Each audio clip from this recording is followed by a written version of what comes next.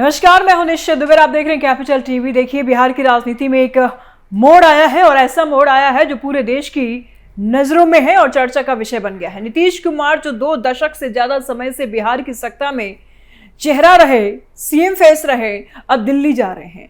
वे राज्यसभा की शपथ ले लिए हैं और बिहार के मुख्यमंत्री पद से अलविदा कह देंगे। अब पटना में हलचल मची हुई है, लेकिन असली खेल दिल्ली में चल रहा है। बीजेपी की कोर ग्रुप की बैठक में अगले मुख्यमंत्री का नाम तय होने वाला है और ये कोई साधारण बैठक नहीं है, ये बिहार की नई राजनीतिक शुरुआत का ऐलान है। बिहार जो लंबे समय से गठबंधनों और उलटफेरों का गवाह रहा है, पहली बार बीजेपी का अपना मुख्यमंत्री बनने जा रहा है। यह कोई अचानक फैसला नहीं है, यह बीजेपी की दूरदर्शी रणनीति का ही नतीजा है। नीतीश का राज्यसभा जाना और बीजेपी का सीएम पद संभालना, ये बिहार को नई ऊंचाइयों पर ले जाने का प्लान है। प्रधानमंत्री मोदी के नेतृत्व में डबल इंजन सरकार अब बिहार में और मजबूत होने जा रही है। विकास की रफ्तार तेज होगी, युवाओं को रोजगार मिलेगा और बिहार का कायाकल्प होगा। लेकिन इसके पीछे बीजेपी की वो छुपी हुई रणनीति है जो सालों से चल रही थी। धीरे धीरे संगठन को मजबूत करना, सामाजिक समीकरण साधना और गठबंधन साथी के साथ मिलकर के बिहार को आगे बढ़ाना, वही रणनीति फली फूली है। बिहार की राजनीति का नया अध्याय है जहां बीजेपी अब सीधे नेतृत्व करेगी। नीतीश ने खुद कहा कि वे राष्ट्रीय राजनीति में योगदान देंगे और बिहार को नई टीम सौंप रहे हैं। बीजेपी की बैठक में सम्राट चौधरी, विजय सिन्हा जैसे उप मुख्यमंत्री, नित्यानंद राय, दिलीप जायसवाल जैसे दिग्गज शामिल है। राष्ट्रीय अध्यक्ष नितिन नवीन की अध्यक्षता में यह बैठक तय करेगी कि अगला मुख्यमंत्री कौन बनेगा। सूत्रों की हवाले से खबर भी सामने आ रही है कि तकरीबन 13 अप्रैल को एनडीए विधायकों की बैठक हो सकती है और 15 से 16 अप्रैल को नई सरकार शपथ ले सकती है खरमास के बाद। खरमास खत्म होते ही बिहार नई सरकार को देखेगा, समझेगा। नीतीश पहुंचे दिल्ली। यह बदलाव बिहार की जनता के लिए वरदान साबित होगा, क्योंकि बीजेपी की रणनीति हमेशा से विकास पर केंद्रित रही है। नीतीश के साथ गठबंधन में बीजेपी ने बिहार को सड़कें दी, बिजली दी, पानी दी और अब अपना मुख्यमंत्री होने से केंद्र की योजनाएं और तेजी से लागू होंगी। पीएम आवास, पीएम किसान, उज्ज्वला गैस, सब कुछ बिहार के हर कोने तक पहुंचेगा। लेकिन ये रणनीति कैसे बनी, आइए समझते हैं। बीजेपी ने बिहार में कभी जल्दीबाजी नहीं की। 2005 से नीतीश के साथ मिलकर के काम किया। ईबीसी, महादलित, पिछड़ों को मुख्य धारा में लाया, संगठन को जिला स्तर पर मजबूत किया, बूथ वर्कर्स को ट्रेनिंग दी और ये सब छिपा हुआ प्लान था।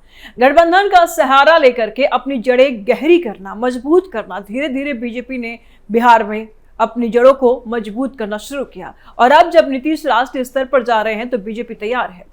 सम्राट चौधरी जैसे नेता जो कुर्मी समुदाय से हैं और ग्राउंड पर मजबूत हैं, ये विजय सिन्हा जो मजबूत प्रशासनिक छवि रखते हैं, इनमें से कोई भी बिहार को नई दिशा दे सकता है। हालांकि और भी नाम सामने आ रहे हैं, लेकिन बीजेपी अपनी रणनीति के लिए जानी जाती है। कुछ नया ही चेहरा हो सकता है कि रिप्रेजेंट कर दे, कुछ नया चेहरा लेकर के आ जाए बिहार की जनता के पास, जिसकी कल्पना शायद किसी ने की ना हो। बीजेपी की रणनीति का मर्म यह है कि अब कोई उलटफेर नहीं होगा, स्थिरता आएगी। विपक्ष तो हमेशा परिवारवाद और भ्रष्टाचार का आरोप लगाता रहा, लेकिन बीजेपी ने काम से जवाब दिया है। विपक्ष पर हमेशा परिवारवाद का ही आरोप लगा, लेकिन बीजेपी पर अब ये आरोप नहीं लगेगा। 2025 के विधानसभा चुनाव में एनडीए की जीत इसी रणनीति का नतीजा थी। बीजेपी अब अकेले सबसे बड़ी पार्टी बन चुकी है, 89 विधायक उसके पास है। यह बैठक सिर्फ नाम तय करने की नहीं है, मंत्रिमंडल की रूपरेखा भी तय करेगी। जेडीयू को उप मुख्यमंत्री या महत्वपूर्ण विभाग मिलेंगे, लेकिन नेतृत्व बीजेपी का होगा। मुख्यमंत्री नीतीश कुमार दिल्ली में बीजेपी के शीर्ष नेताओं से भी मुलाकात करेंगे और सब कुछ समन्वय से होगा। अगली रणनीति तैयार की जाएगी। बिहार की जनता को पता है कि बीजेपी की छिपी रणनीति सिर्फ सत्ता के लिए नहीं, राज्य को विकसित करने के लिए है।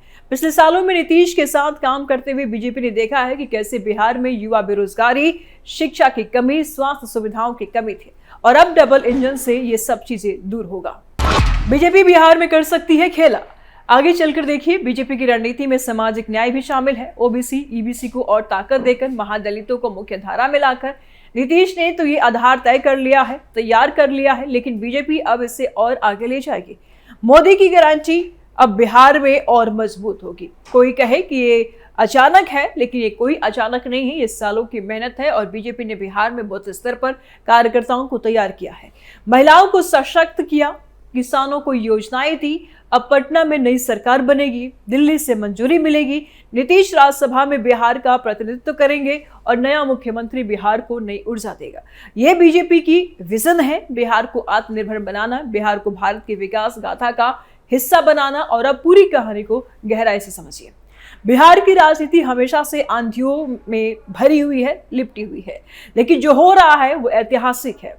नीतीश कुमार दिल्ली पहुंच चुके हैं और इन्होंने राज्यसभा की शपथ भी ले ली है और उनके साथ साथ जेडीयू के कार्यकारी अध्यक्ष संजय कुमार झा की भी मौजूदगी थी और बीजेपी के भी तमाम नेताओं की मौजूदगी थी। पटना से दिल्ली की ये उड़ान सिर्फ एक नेता की नहीं, पूरे बिहार की दिशा बदल रही है, क्योंकि बीजेपी की बिहार कोर ग्रुप की बैठक भी दिल्ली में हो रही है। बैठक की अध्यक्षता राष्ट्रीय अध्यक्ष नितिन नवीन करेंगे और इसमें अमित शाह की भी मौजूदगी होगी, बीजेपी के शीर्ष नेताओं की भी मौजूदगी होगी। तो सम्राट चौधरी और विजय कुमार सिन्हा जैसे उप मुख्यमंत्री दिल्ली पहुंच चुके हैं। लगभग इसी मीटिंग में अब अगले मुख्यमंत्री का नाम तय हो सकता है। बीजेपी की रणनीति कितनी गहरी है? बीजेपी की रणनीति कितनी गहरी है, सवाल बहुत बड़ा है, लेकिन समझिए इसको। सालों से बीजेपी बिहार में गठबंधन का सहारा लेकर अपनी ताकत बढ़ाती रहे। 2005 में नीतीश के साथ सरकार बनाई, तब से लेकर अब तक विकास के काम किए, लेकिन पीछे से संगठन तैयार किया।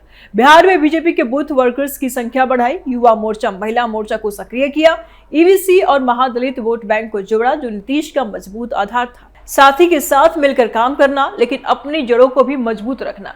अब जब नीतीश ने राष्ट्रीय राजनीति चुन ली है तो बीजेपी तैयार खड़ी है। देखिए, ये कोई संयोग नहीं है कि 2025 के चुनाव के बाद बीजेपी सबसे बड़ी पार्टी बनी। 89 विधायक, एनडीए की मजबूत बहुमत। नीतीश ने 105 दिन पहले शपथ ली थी, लेकिन अब वे कह रहे हैं कि बिहार को नई टीम चाहिए। बीजेपी ने कभी भी जल्दीबाजी नहीं की, धैर्य रखा। अमित शाह की रणनीति हमेशा लंबी होती है, दूरदर्शी होती है। बिहार में बीजेपी ने पहले जेडीयू के साथ मिलकर सड़कें बनाई, बिजली पहुंचाई, फिर धीरे धीरे अपना विस्तार किया और अब पहली बार बीजेपी का मुख्यमंत्री बनेगा, जो बिहार के लिए नया युग होगा। संभावित नामों पर नजर अगर डालें तो सम्राट चौधरी, जो कुर्मी समुदाय से आते हैं और पूरे बिहार में लोकप्रिय ग्रामीण क्षेत्रों में काम किया। विजय सिन्हा, जो प्रशासनिक अनुभव रखते हैं और युवाओं के बीच पॉपुलर है। नित्यानंद राय, केंद्र में मंत्री, मजबूत नेता है। दिलीप जायसवाल, उद्योग मंत्री हैं, विकास पर फोकस करेंगे। और इनमें से कोई भी चुना जाए, बीजेपी का फोकस विकास पर ही रहेगा। बैठक में सिर्फ नाम नहीं, मंत्रिमंडल का भी फॉर्मूला तय होगा। जेडीयू को सम्मानजनक हिस्सा मिलेगा, लेकिन नेतृत्व बीजेपी के हाथ में ही जाएगा।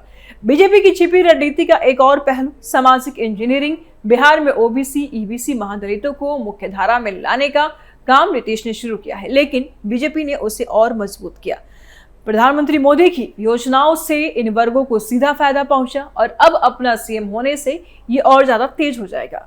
युवाओं के लिए स्किल डेवलपमेंट, किसानों के लिए सिंचाई, महिलाओं के लिए सुरक्षा और सब कुछ प्राथमिकता बनेगा। विपक्ष कहता है कि ये सत्ता परिवर्तन है, लेकिन जनता जानती है कि बीजेपी विकास की गारंटी है। नीतीश का राज्यसभा जाना भी रणनीतिक है और वे अब संसद में बिहार की आवाज बनेंगे, केंद्र और राज्य के बीच पुल का काम करेंगे। जेडीयू के नेता भी कह रहे हैं कि ये सुगम बदलाव है। एनडीए की बैठक 13 अप्रैल को हो सकती है, जहां नया नेता चुना जाएगा और फिर राजभवन में शपथ ग्रहण किया जाएगा। खरमास खत्म होने के बाद ये सब होगा। शुभ मुहूर्त। कौन बनेगा बिहार के सीएम? बीजेपी की रणनीति में एक और नया पहलू छिपा हुआ है, विपक्ष को बेअसर करना। आरजेडी, कांग्रेस, लेफ्ट का गठबंधन हमेशा परिवारवाद पर टिका रहा और विवादों में घिरा रहा। लालू यादव का परिवार, कांग्रेस का हाई कमांड, इनके पास विकास का विजन नहीं था। बीजेपी ने नीतीश के साथ मिलकर बिहार को अपराध मुक्त बनाने, शिक्षा और सुधारने का काम किया। अब सीधे नेतृत्व से ये और तेज होगा। बिहार में बीजेपी ने पिछले सालों में अपने सांसदों, विधायकों को सक्रिय रखा, क्षेत्रीय मुद्दों पर काम किया। दिल्ली की बैठक में सब कुछ फाइनल होगा। पीएम मोदी की मौजूदगी से ये बैठक और महत्वपूर्ण हो जाती है।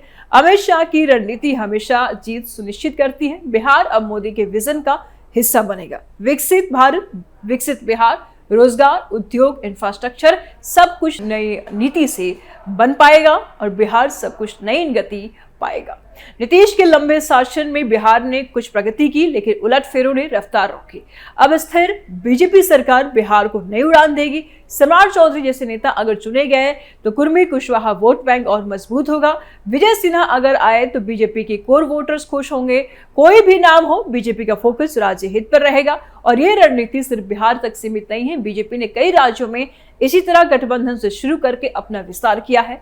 बिहार उसका आखिरी चरण है। संगठन की ताकत, कार्यकर्ताओं का जुनून मोदी का करिश्मा, सब मिलकर के बिहार को बदलेगा और जनता अब विकास देखना चाहती है, ना कि राजनीतिक ड्रामा। फिलहाल बैठक के बाद कल पटना में हलचल और बढ़ेगी, लेकिन बिहार की जनता आश्वस्त है कि बीजेपी का नेतृत्व उन्हें निराश नहीं करेगा।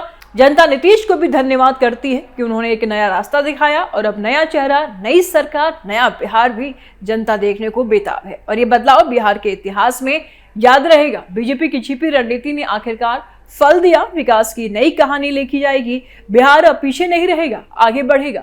मोदी की गारंटी, बीजेपी का संकल्प, सब मिलकर बिहार को नंबर 1 राज्य बनाएगा। लाइक करें, अपनी राय जरूर दें, चैनल को सब्सक्राइब करें। जल्द मिलते हैं नए अपडेट के साथ। दीजिए इजाजत, नमस्कार।